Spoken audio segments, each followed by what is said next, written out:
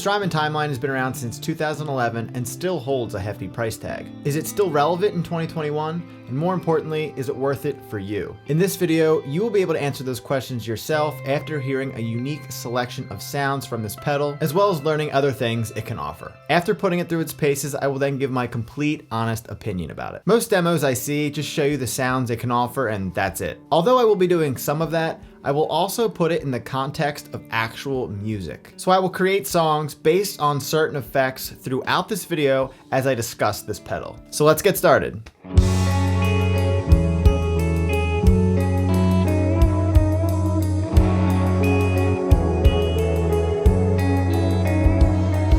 As you can hear in this riff, that delay is really filling in those spaces well when I'm not playing. I was able to do that by properly adjusting the mix, repeats, and time knob. The mix knob adjusts how much of that wet delay signal you want compared to the dry signal. If turned all the way up, it would just be the wet delay effects, and turned down would be little to no delay at all. Finding the sweet spot with this knob for a certain effect will make or break the sound you are looking for. In this case, I liked it a little less than halfway, around 11 to 12 o'clock. For the repeats knob, that just dictates how long the tail or delay goes on for. The more it is turned up, the longer or infinite the tails.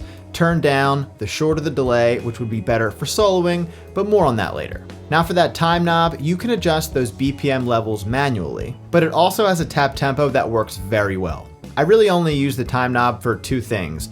The first being is to get some wacky sounds that would be hard to get with just the tap. And for the second thing is when I'm recording a song, and let's say the BPM or tempo is at 89, I can manually punch in 89 so the delay will work perfectly with the song I'm recording to. Other than those two things, I will just use the tap tempo. Now for this song or guitar part you're hearing, I chose to use the digital delay machine. There are a total of 12 different delay machines and they all produce different types of sounds. You have reverse, tape, swell, lo-fi, trem, etc. For each of those 12, you also have parameters that you can tweak to get even more unique or common sounds. There are obviously tons of other little things you can do with the settings in this pedal, like bypass filters and blends, but I don't want to waste too much of your time talking about the fine details. If you want to know more about that stuff, you can find the manual down in the description below. So let's move on to some other features like setting it up in stereo as well as using the looper.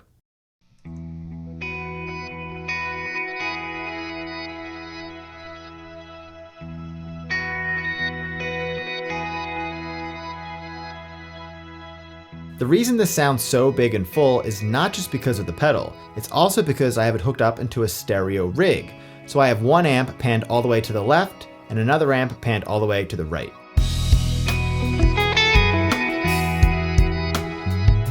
The Timeline absolutely roars in stereo. It's really hard to go back to just using one amp after hooking it up this way. The Timeline definitely expresses itself to its fullest potential through stereo, so if you have the option, I highly recommend it. If you aren't sure how to hook it up, then here's the simplest way you can do it. All you have to do is simply just plug another guitar cable into the right out and put the other end into the second amp, and boom, you have a stereo rig. There are a bunch of other ways to do it, but that is just the simplest way. Now, as you saw, I was using the Timeline to loop that ambient progression, and then I added a solo layer on top of that. If I wanted to, I could have stacked more layers to add a bigger ambience, but I didn't want the sound to get too muddy, which can be very easy to do with this pedal. To engage the looper, you simply just hold down the tap tempo. You will see the looper sign engage, and to start, you tap the record/dub switch, play whatever you like, then tap the play switch to engage the looped progression you just played. To add more layers, just repeat that process. Before we get into the final song and the last of these features, here are some of my favorite presets and other wacky sounds. Enjoy.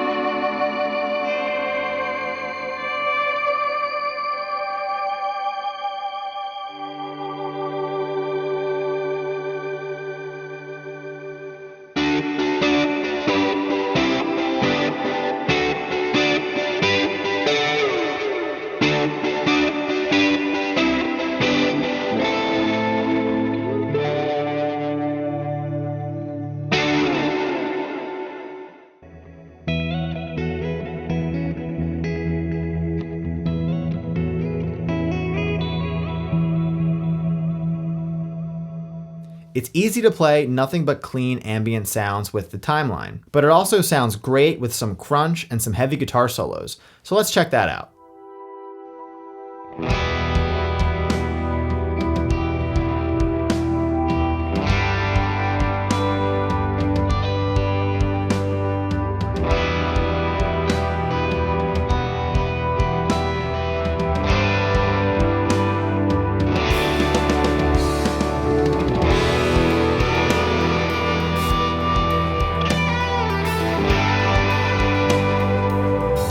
Adding too much delay to your distorted solos can make it sound muddy and can take away the clarity of that solo. But if you level out the delay right, you can add and fill in those gaps to make your solo sound much fuller.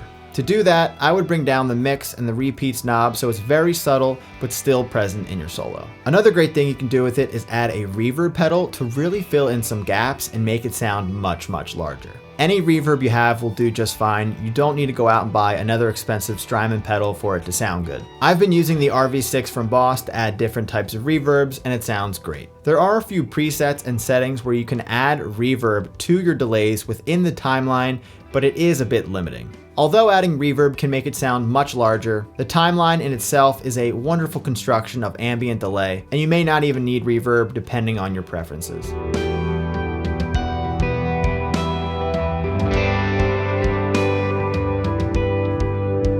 It's very easy to get lost in the ambience within this pedal and can definitely spark some cool new ideas. So for my final thoughts, I think this pedal is pretty great. Strymon knows how to make a solid pedal, and compared to all the other delays I've played, this one has a wider range of options. The looper, in my opinion, is a great add-on and really gives it that special touch. Now, is it worth the dent of $450 in your pocket? That is all dependent upon what you are looking for. If you just want a basic delay and nothing fancy, then this pedal is definitely not for you and definitely not worth the price. You could get a reverb pedal and a simple delay pedal for the same price as this, or maybe even less. So it's also good to consider that if you really want to use reverb, because if you are and you want the Timeline, it's going to cost you well over $550. But if you love delays and are looking to experiment with new sounds, then this pedal is definitely for you. If you want to learn some of those ambient chords and riffs that I've been playing throughout this video, you can get your free lesson guide with chord sheets down in the description below. I hope this video helped you decide if this pedal was right for you. And if you have any questions or opinions about this pedal, let me know down in the comments below. So thanks for watching, and if you are new here, I post new videos every week all about guitar related stuff such as guitar experiments, gear reviews like this one, some inspiration, as well as some guitar lessons. So if that stuff interests you, you should think about hitting that subscribe button below and ring that notification bell so you can see when I post my next video. So stay ambient and keep on playing.